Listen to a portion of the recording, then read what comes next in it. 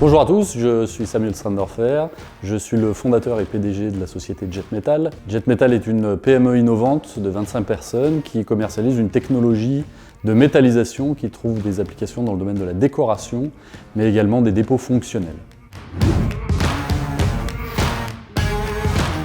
Alors l'expérience terrain pour un entrepreneur est primordiale, notamment dans la confrontation de son offre produit par rapport au marché. C'est primordial pour l'entrepreneur d'aller à l'encontre de ses prospects, de ses clients sur le marché et de pouvoir vérifier l'adéquation de son offre avec les besoins de son client. Dans la conception de son business plan, c'est un des points essentiels pour l'entrepreneur d'aller à l'encontre de ses prospects et notamment son offre va pouvoir évoluer et l'entrepreneur va s'adapter en fonction finalement de ce qu'il va rencontrer sur le terrain. Donc c'est vraiment une étape qui est vraiment à mon sens essentielle de passer beaucoup de temps sur le terrain et d'aller à l'encontre de ses prospects, de ses clients et d'échanger avec différents partenaires.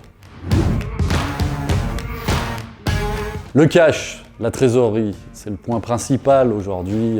On est bien placé pour s'en rendre compte avec les problématiques de marché qu'on a actuellement avec la crise du Covid. Les sociétés et les entreprises qui ont du cash vont s'en sortir et passer la crise. C'est le point, je dirais, majeur pour l'entrepreneur qui a tendance à passer beaucoup de temps sur le terrain, à construire son offre, à aller faire du business développement, à essayer de vendre. Mais en termes de gestion, un paramètre est essentiel, c'est vraiment le cash. Il faut toujours avoir une vraie vue sur la trésorerie de l'entreprise pour anticiper les besoins et s'assurer de la solvabilité de son projet.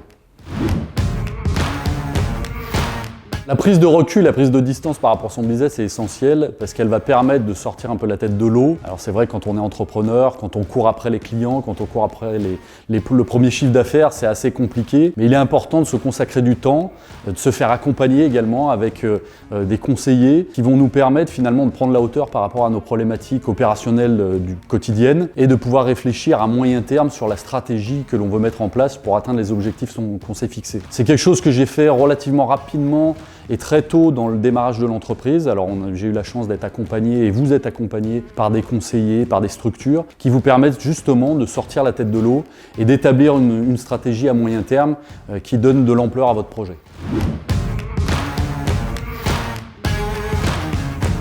Alors, nous sommes juste en fin de Covid, de crise sanitaire. On vient à peine d'être déconfiné. Et je voulais vous parler d'un de mes amis que je viens d'avoir au téléphone ce matin, qui est assez incroyable. Donc, il est le PDG d'un petit groupe industriel qui fait normalement de la filtration. Donc, il développe des filtres pour filtrer des eaux dans des process industriels de la cosmétique, de la chimie, de la pétrochimie. À partir du 17 mars, quand on a été confiné, perte de chiffre d'affaires. Donc, il s'est dit qu'est-ce que je peux faire avec mes filtres? Et il a commencé à concevoir des masques filtrant. Et aujourd'hui, en 6 semaines, il a réalisé plus de chiffre d'affaires, il a fait x3 sur son chiffre d'affaires par rapport à l'activité normale sur toute une année. Et je trouve que c'est vraiment le point principal et la caractéristique d'un entrepreneur, c'est d'être capable de rebondir, d'être capable de prendre une problématique qui lui arrive, de faire face et de trouver des solutions pour avancer. Donc je tiens à féliciter Loïc, c'est la société Filtration SA, pour cet incroyable rebondissement suite à l'épreuve que l'on a vécue.